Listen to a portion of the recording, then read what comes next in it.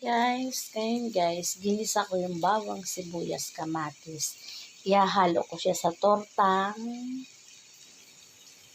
sariwang alamang mga. Ito yan guys, naano ko na siya. Ayun, napatuluan ko na siya. Dito ko na siya ilalagay. Pagsasama-samahin ko yung mga regado niya guys. Ginisa ko na lang muna yung bawang sibuyas niya para luto na siya guys. Ito guys, pagsama-samahin natin yung ating sahog sa ating tortang alamang na sariwa. Ayan guys, luto na yung ating bawang, sibuyas, kamatis. Naisipan ko lang guys na haluan ng kamatis para maiba naman. Tapos dito ko na rin siya guys ipiprito. Ito torta.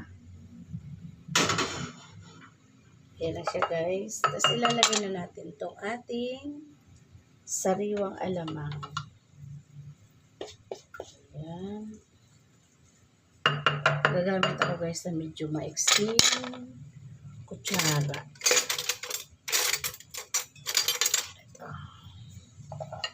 Tapos lagay natin itong flour, itong harina. Mga 2 tablespoon lang to guys. At saka yung ating cornstarch.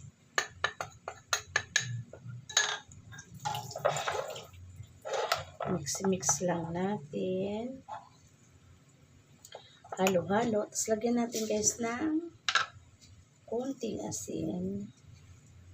Ayun, tama na yan guys. Baka umalat ang ating Tapos lalagyan ko siya guys ng paprika. Ayan, mga half teaspoon lang guys. Paprika yan guys. Tapos yung ating pamintang durog. Ang hirap kunin itong maliit na guys. Yung aking pinutol na maliit na pang sandok. Masyadong naiksiyan. Tapos, lalagay na natin guys yung 3 itlog. Ito ang ulam namin guys ngayong tanghalian. Tapos yung pa rin guys, yung gulay pa rin na niluto kong toge. Hindi pa siya naubos. Pero yun lang ka guys, ubos na.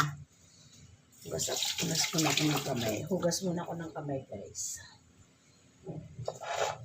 Ito na siya guys.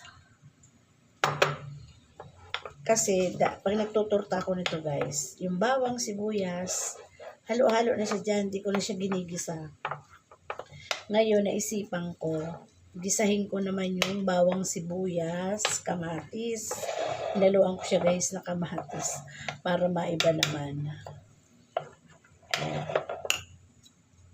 Ito na siya guys. Magpapainit na tayo ng yung kawali guys. Yung pa rin yung pinaggisahan ko ng bawang sibuyas kamatis dito. Yung ko na lang siya guys iluluto. Ayan, okay na to. Maglalagay na tayo ng mantika sa kawali. Ang bango guys. Oh. Ito, start na tayo mag-torta. Nipis-nipisan lang natin. Ayan. Nipis-nipis.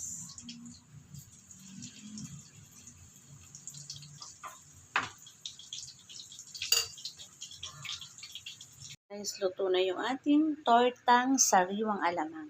Nag-init na ako guys ng toge. Kainan na tayo. Kain na tayo. Ito pa rin guys yung aking toge. Nag-init lang ako ng konti. Halika na be, kain na tayo Lai. Ito yung aking sausawan na ginawa ko pa. Nakabili niya pala ako guys ng maraming siling labuyo. Baka mga sa 1 linggo magawa ko na. Kain ka na be. Kain tayo mga guys. Ito pa rin yung aking toge. Nag-init lang si Manay. Tapos pinartneran ko ng tortang alamang na sariwa. Kain.